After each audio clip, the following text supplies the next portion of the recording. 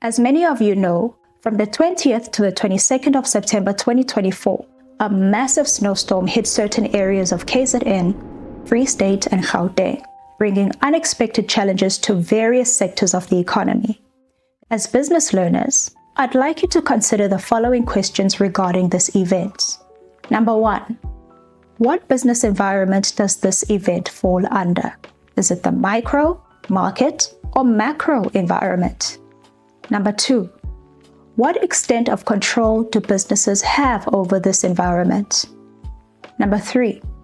Considering the environment you identified in question 1, which specific component of that environment does this snowstorm fall under? Number 4.